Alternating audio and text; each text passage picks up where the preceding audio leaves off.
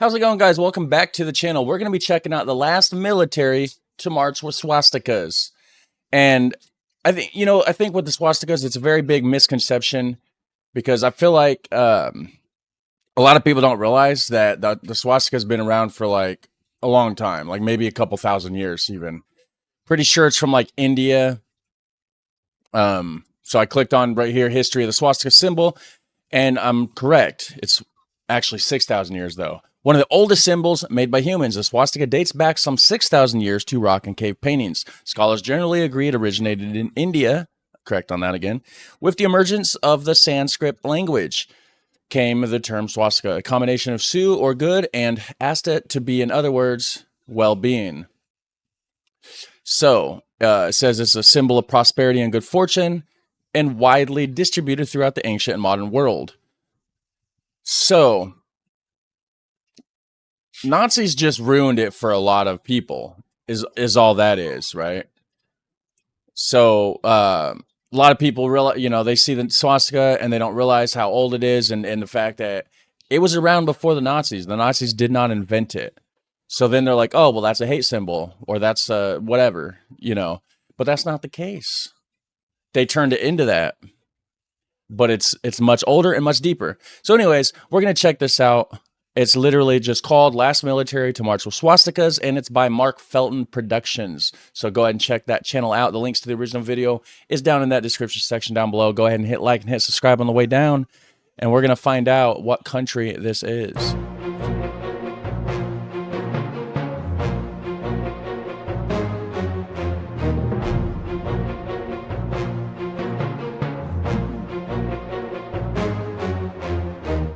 Here's some video of a nice parade. Now watch the flag carefully.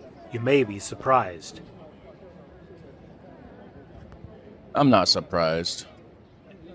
And I doubt it has anything to do with Nazis.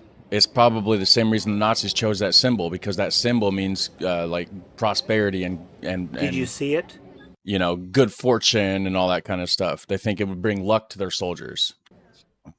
What I've just shown you is the last European military to march under the swastika. European, huh? It is part of the story of how the failed Austrian painter has ensured that the use of the swastika is almost completely banned in Europe, even though, as in the case I've just shown you, the swastika has no relation with Nazi Germany. None, huh? The parade footage actually comes from Finland, and the unit carrying colours emblazoned with the swastika are members of the Finnish Air Force Academy, the Finnish Air Force having adopted the swastika as an emblem, some 2 years before Adolf Hitler thought of doing the same. Okay, so it's even older than Hitler's flag. However, such is the power of the symbol and its connotations to German National Socialism that even Finland has bowed to pressure and largely removed the symbol from its military. Did they change it or not? To further demonize an ancient symbol that was expropriated by and not invented by the Nazis. We might call such a move historical revisionism. Hold on. But it's backwards, right? Yeah. Nazis flipped it backwards. They're pointing to the right, clockwise.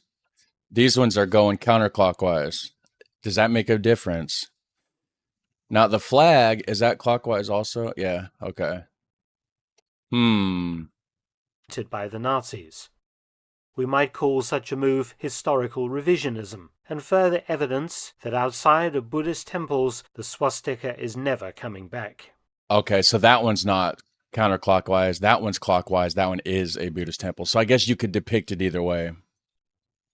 The swastika is actually a Eurasian religious symbol that dates back some 11,000 years. Okay. In various forms, it was adopted by many nations and cultures as a symbol most often of luck. And the word swastika, coming from the Indian Sanskrit word svastika, was very popular. Okay. It was particularly popular as a logo, for example, Carlsberg in Denmark, and was also closely associated with French Basque culture in the early 20th century. Yeah, that one looks pretty similar. It's like a stylized version. French Basque culture, huh? It was the symbol of an Icelandic shipping company. Okay. And in Ireland was the logo of the popular Swastika Laundry Company. I don't know why, but that's just funny to see. Swastika laundry. The Latvians called it the Fire or Thunder Cross, and it was the official roundel of the Latvian Air Force until 1940. Yeah, so everybody, it sounds like after the Nazis kind of ruined it, they're like, you know what, we're not gonna do this no more. We're gonna switch it up. But then you got the Swiss, or not the Swiss, the Finland, what is it, the Air Force or something that still uses it? Poland adopted it as a regimental badge, while Russia also used it as formation badges for the Kalmuk formations of the Red Army. Okay. In Britain, swastikas adorned national savings stamps during World War I, and swastikas were common architectural decorations on buildings in the 1920s and 30s. Yeah, you probably don't see that being put into the floor tiles anymore. Just a hunch. For example, Essex County Council headquarters in Chelmsford is festooned in swastikas. Okay. Even I wore the swastika as part of my Boy Scout uniform in the 1980s, as the ancient coat of arms of Colchester, my hometown, incorporates a swastika in the centre. Okay. In Canada, there is even a town in Ontario called Swastika. Wow. I wonder how they feel about that because it does have a bad name behind it because of the Nazis.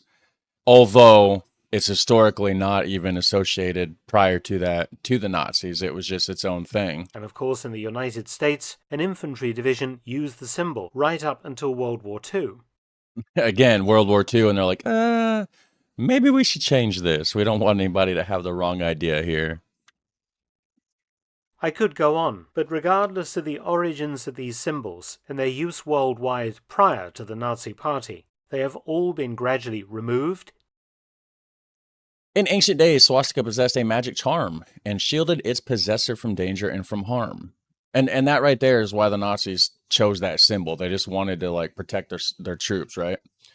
It's not a symbol for, I mean, it became that. It became a symbol for Nazism, but says to you it brings goodwill, and if I had the power to would bring you all that life holds dear this very day and hour. Use worldwide prior to the Nazi Party. They have Yeah. all been gradually removed, defaced, replaced, or explained away carefully to the historically challenged, who only associate the swastika with the Nazis. Historically challenged. I like that. You could say, in many ways, that Hitler has achieved his aim. Whenever we see a swastika, we naturally think of him and his party. Yeah. How Finland managed to hang on to its military swastikas to the present day is an interesting story. Oh, I bet. Let's In hear it. Finland, the story begins with not a Finn but a Swede, Count Erik von Rosen. A student of Viking history, he knew the significance of the swastika and he used it as a personal symbol, effectively his property mark. Okay. A close friend of Finland, when the country became independent of Russia and was desirous of creating its own air force, Count von Rosen donated, in March 1918, an aircraft, a Moraine Saulnier MS Parasol that carried his personal badge, a blue swastika on a white background. Okay. Finland adopted this roundel as their national insignia. Now, it is interesting that Count von Rosen, who would later head the National Socialist movement in Sweden and was Hermann Göring's brother-in-law, should have adopted a symbol that was also adopted by the Nazi Party. Very interesting for sure. Wonder how he felt about that. However, Göring didn't meet Hitler for the first time until 1922, and Hitler had already adopted the symbol of the swastika in 1920, so we can eliminate the idea that Göring, after seeing swastikas at Count von Rosen's Swedish castle, gave the idea to Hitler. Rather, two ultra-nationalist individuals, independently of each other, both adopted the swastika as their symbol. Well, I mean, it was a pretty popular symbol for, well, I mean, I guess it was around for 6,000 years, and it meant like, good luck and good fortune and stuff like that. So naturally you would want your soldiers. I mean, that just seems like a good symbol in that regard. During World War II, Finland was an ally of Nazi Germany, but only against the Soviet Union and not the Western Allies. Okay. Its aircraft included planes purchased from Britain, but they all flew proudly emblazoned with the blue swastika, Count von Rosen's personal badge. A black swastika with shortened arms was also adopted by Finland's armoured forces during World War II. However, come 1945 and the defeat of Nazi Germany and the beginning of the process of denazification throughout Europe, Finland was keen to downplay its close wartime relationship with Hitler, and prancing around in planes festooned in swastikas of whatever colour wasn't really in keeping with the new Europe. Yeah, I would think not. Yeah, because you could totally, give people the wrong idea because of how much Hitler made it a part of his, just like he said, everybody sees that symbol, they think of Hitler, they think of Nazis. So the swastikas had to go. A new aircraft roundel in the Finnish national colours was adopted and is currently used. But the swastika remained in other use. Just a circle, huh? It's like the Target logo. Particularly at the Air Force Academy. Oh, there you go. So we come to 2017.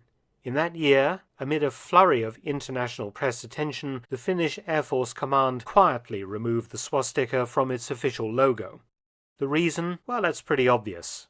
As they said, it led to misunderstandings.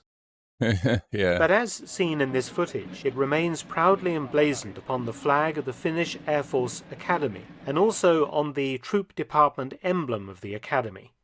Okay. It is although there it's a little bit more hidden. It's not quite as obvious. also clearly emblazoned in the top left-hand corner of the flag of the President of Finland. Oh, wow, yeah. And does appear as part of several Finnish decorations and medals. For example, it is an integral part of the design of the neck and breast badges of the Order of the Cross of Liberty, which was okay. Yeah, it's a little harder to see it, but if you're looking, you can definitely see it there. established in 1918. Foreigners remained a bit surprised when they see the Finnish military parading around and displaying swastikas, I but bet. the symbol is only a reference to the history and achievements of the Finnish Air Force. How much longer Finland can retain such symbols is open to question, particularly in the face of the current fashion for historical revisionism. But deleting the swastika in the case of Finland would be like the Americans removing the white star from their planes. It is the symbol of their Air Force and its history. So if the white star ever had a very evil meaning behind it, then that could ruin that. And then people would think that the star is also just evil because somebody else decided to adopt it. So I guess I could see, and not erasers would seem to be the requirement today. Many thanks for watching. Please subscribe and share, and also visit my audiobook channel, War Stories with Mark Felton. There we go, guys. You can check that out. Links down below for this video. We're going to go and check out the comments, see what people have to say about this. Yeah, OMG, swastika laundry. Let us be your final solution for all things laundry. Oh, wow. It says right here, the Ontario government renamed the town of Swastika to Winston, but locals ripped the signs down. So does that mean it's still called Winston? Or is it called swastika then because everybody refuted it? Who knows? In British Columbia, there was also a junior hockey team once called the Fernie Swastikas. Oh, wow. Somebody says, I remember being in Malaysia, and as a Hindu, I had a chain with a Hindu swastika. There was a Western student who went around calling me a racist. However, Asians didn't budge and thought she was nuts. Because the Asians know it's been around forever, right? Eventually, one day she confronted me as a racist and said I shouldn't wear that symbol because it stands as hate. I had to educate her and tell her our symbol does not stand for hatred. She still didn't want to listen to me.